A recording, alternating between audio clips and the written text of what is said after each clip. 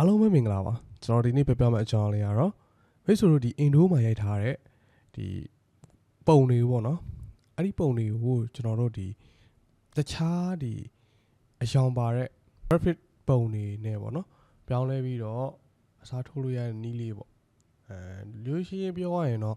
ကျွန်တော်တို့ဒီအင်ဒိုမှာဆိုလို့ရှိရင်ရိုက်ထားတဲ့ဒီဝစ်စုံမှာပေါ့နော်ဝစ်စုံတွေကဗျောင်ဝစ်စုံတွေပေါ့အဲ့ဒီဗျောင်မှာကျွန်တော်ဒီပွင့်လေးဒီ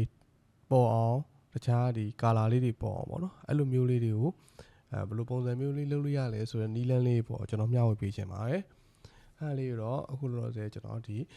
Photoshop ထဲမှာဘယ်လိုလုပ်လို့ရလဲဆိုတာကိုတစ်ချက်ပြောပြပေးမယ်နော်အဲ့တော့ကျွန်တော်တို့ Photoshop ကိုတစ်ချက်သွားကြည့်အောင် Okay ဒီနီးလန်းလေးကိုကျွန်တော်ပြောပြဖို့အတွက်အခုလက်ရှိပေါ့နော်ကျွန်တော်ဒီ online ကနေကျွန်တော်ပုံလေးတစ်ပုံကျွန်တော် download ဆွဲထားတာပေါ့နော်ဒီပုံလေးကတော့လက်ရှိပေါ့နော်အခုမြင်နေရတဲ့ပုံလေးကတော့သူက Indo မှာရိုက်ထားတဲ့ background တော့အဖြူရောင် background မှာ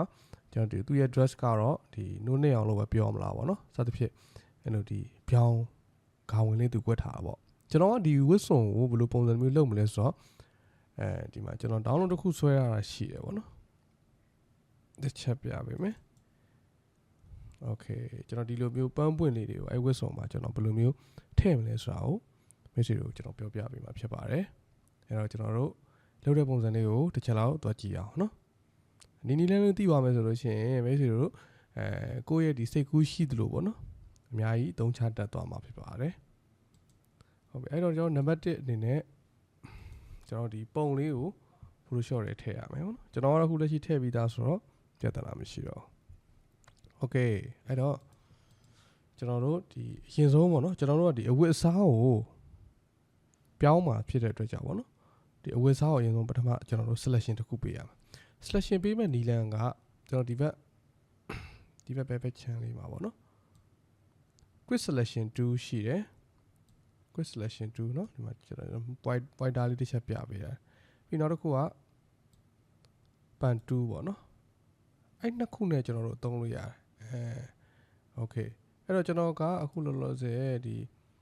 ဘယ်အောင်သုံးလဲဆိုတော့ quick selection 2ကိုကျွန်တော်သုံးမယ်ပေါ့နော်ဒါမဲ့ဆိုလို့ကြိုက်တဲ့ tools နဲ့သုံးလို့ရတယ်ကျွန်တော်ကတော့ကိုအားတန်ပေါ့နော် Okay အဲ့တော့ကျွန်တော်ဒီအင်ဂျီလေးကိုပထမဆုံးအနေနဲ့ကျွန်တော်တို့ selection လေးပေးအောင် Okay ကျွန်တော်က quick selection tool လေးကိုကျွန်တော်ရွေးလိုက်တယ်အဲ့တော့ကျွန်တော်ဒါလေးကိုအမြန်လေးတစ်ချက်ပြလိုက်မယ်နော်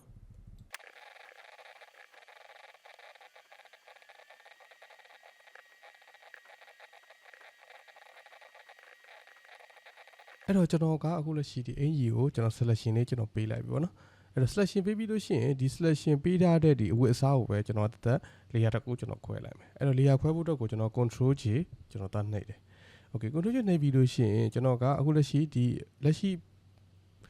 လောက်ထားပြီးသားအရာလေးကိုကျွန်တော်ကအရင်ဆုံးကျွန်တော်တစ်ခု Photoshop file တစ်ခုနဲ့ကျွန်တော်သားသိမ်းထားမှာပေါ့နော် Okay အဲ့ဒီဟာကိုကျွန်တော်က Okay အခုက example ပေါ့နော် EHP Okay ကျွန်တော် EHP example ဆိုပြီးတော့ကျွန်တော် document ထဲမှာပဲကျွန်တော် PHP file အနေနဲ့ကျွန်တော်သွား save ထားလိုက်ပြီ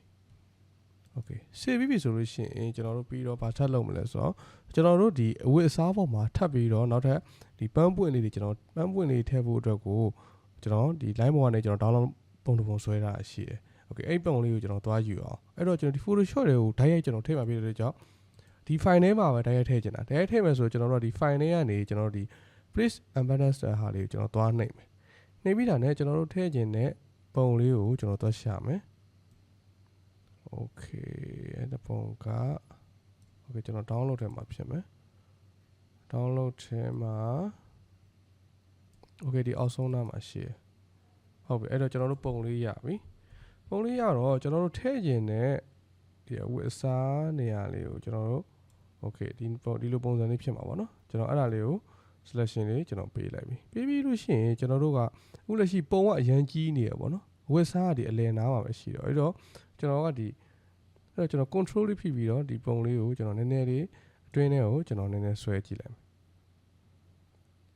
Okay ဒါလောက်ပေါ့နော် Okay တခြားအလေးလည်းကျွန်တော်နည်းနည်းဆွဲကြည့်မယ်ဒီအောက်နားလည်းအထိပါအောင်ပေါ့နော် Okay ဟုတ်ပြီ Okay အဲ့တော့ကျွန်တော်တို့အဆင်ပြေပြီပြီးရင်ကျွန်တော်ကဒီအမှန်ချက်လေးကိုကျွန်တော်သွားနှိပ်မယ် okay ပြီးလို့ရှိရင်ဒီလက်ရှိကျွန်တော်နောက်ဆုံးထည့်ထားတဲ့ဒီပုံလေးကိုအင်ကြီးမှာအင်ကြီးအတိုင်းပုံစံတိုင်းသွားကတ်ဖို့အတွက်ကိုကျွန်တော်ဘယ်လိုလုပ်မလဲဆိုတော့လက်ရှိဒီနောက်ဆုံးထည့်ထားတဲ့ဒီပန်းလေယာကို right click ထောက်ပြီးလို့ရှိရင်ကျွန်တော်ကအဲ့ကောင်ကိုclip image လေးကျွန်တော်သွားပေးလိုက်တာ ਨੇ ဒီလက်ရှိ selection နဲ့ selection ပေါ့နော်ဒီ clip image ရဲ့သဘောတရားဘယ်လိုဖြစ်မလဲဆိုတော့အပေါ် layer ကနေလှုပ်ထားတဲ့အရာကအောက် layer မှာသွားပြီးတော့အကျုံးဝင်တယ်အဲ့တော့ကျွန်တော်အောက် layer မှာဒီဒုတိယ layer မှာကျွန်တော် selection ပေးထားတာကအင်ကြီးကိုပဲကျွန်တော် selection ပေးထားတာဖြစ်တဲ့အတွက်ကြောင့်ဒီပထမ layer မှာရှိတဲ့ဒီပန်းပွင့်တွေကိုကျွန်တော်ကclip image သွားလှုပ်လိုက်တဲ့အချိန်မှာသူ့ရဲ့ဒီပန်းပွင့်မှာပန်းပွင့်ဒီပုံကဒီလူတစ်ခုလုံးကိုကြိုးတရားမှုရှိတာမဟုတ်ဘဲနဲ့အောက်မှာ selection ပေးရတဲ့ဒီအင်ကြီးတစ်ခုတည်းကိုပဲအကျိုးတရားမှုရှိရတဲ့ကြောင့်ဒီအင်ကြီးပုံမှာပဲခုနကျွန်တော်ပေးထားတဲ့ဒီပန်းပွင့်ပုံလေးတွေကသွားပြီးတော့ထင်နေပြီပေါ့နော်โอเคအဲ့တော့ဒီအခုလက်ရှိဒီတိုင်းဆိုလို့ရှိရင်ကျွန်တော်ကထိပ်ပြီးတော့တဘာဝမကြောက်ဘူးပေါ့နော်အဲ့တော့တဘာဝကြောက်အောင်ကျွန်တော်ကဒီကောင်ကိုโอเค multiply ကျွန်တော်ရွေးပေးထားလိုက်မယ်နော်ဟုတ်ပြီဒါဆိုလို့ရှိရင်အခုလက်ရှိပေါ့နော်ကျွန်တော်တစ်ချက်ကြည့်အောင်โอเคနည်းနည်းလေးတော့ကြည့်ရတာအဆင်ပြေနေပြီโอเคအဲ့တော့ကျွန်တော်ထပ်ပြီးတော့ပထမကျွန်တော်ဒီပန်းပွင့်ပုံမဟုတ်ပဲねကျွန်တော်ဒီပထမဒီအင်ဂျီကို layer ပေးထားတဲ့ Photoshop file လေးကိုကျွန်တော်သွားထည့်ကြည့်ပါတော့ဒီထဲကိုသွားထည့်မယ်ပေါ့နော်မူရင်းပုံကိုသွားထည့်ကြည့်ပါအဲ့တော့ထည့်ဖို့အတွက်ကိုကျွန်တော်က filter တွေကနေဒီ distort ပြီးတော့ဒီ display တွေကိုသွားမယ်ပြီးရင်ကျွန်တော် okay နှိပ်မယ် okay နှိပ်ပြီးလို့ရှိရင်အခုနကျွန်တော် download okay ဒီ document ထဲမှာကျွန်တော်ပေးထားတဲ့ဒီ PHP file တွေကိုကျွန်တော် open လုပ်လိုက်မယ်ဆိုရင် okay ဒါဆိုလို့ရှိရင်ကျွန်တော် selection ပေးထားတဲ့အတိုင်းအင်ဂျီတွေကလုံးဝတက်တက်ရဲနဲ့ okay ဖြစ်သွားပြီပေါ့နော်ချက်ကြည့်အောင်ဟုတ်ပြီဒါဆိုလို့ရှိရင်ဒီနီလန်းလေးကအရင်ကမှရွေးရှင်းလွယ်ကူတယ်ဒါပေမဲ့အခုလောလောဆယ်ဒီလက်ရှိပန်းပွင့်ပုံလေးတွေကဒီတိုင်းသွားကတ်ထားသလိုဖြစ်နေကွာနည်းနည်းရုပ်ကြွမဖြစ်ဘူးတွေ့တဲ့ကြောင့်ကျွန်တော်တို့ကဘယ်လိုလုပ်မလဲဆိုတော့ဒီကောင် okay blending option လေးခေါ်ပြီးတော့ okay အဲ့တော့ order လေးဖိပြီးတော့ကျွန်တော်ဘယ်လိုလုပ်မလဲဆိုတော့ okay ဒီကောင်နည်းနည်းလေး blanch လုပ်လိုက်ပါနော်ဒါကျွန်တော် blanch is video မှာဒီ blanch လုပ်တဲ့ဟာကိုကျွန်တော်ပြပြပြီးပါပြီဒါတော့ကျွန်တော်အသေးစိတ်ထပ်ပြောတော့မှာမဟုတ်တော့ဘူးเนาะအဲ့ဒီလိုဒီ blanch is အကြောင်းကိုသိချင်တော့ကျွန်တော်တင်ထားတဲ့ video လေးသွားကြည့်ပေးပါ okay ဒါဆိုလို့ရှိရင်เนาะအင်ကြီးပေါ်မှာလုံးဝရုပ်ကြွပုံစံမျိုးလေးဖြစ်သွားပြီပေါ့နော် okay အဲဆိုရင်တော့ကျွန်တော်တို့တစ်ချက်ကြည့်အောင်လုံးဝအရန်အောင်မှာမိုက်သွားပြီပေါ့နော်နောက်ထပ်အင်ကြီးဝစ်စားတစ်ထည့်ပုံစံမျိုးဖြစ်သွားပြီပေါ့နော် okay ဒီနီလန်းလေးကမိတ်ဆွေတို့အသုံးချတတ်ရင်ချတတ်တဲ့လောက်ရန်အောင်မှာအသုံးဝင်တဲ့နီလန်းလေးတစ်ခုဖြစ်တယ် okay အဲ့တော့ကျွန်တော်နောက်ထပ်ဗီဒီယိုတွေမှာကျွန်တော်ဆက်တွေ့ကြမယ်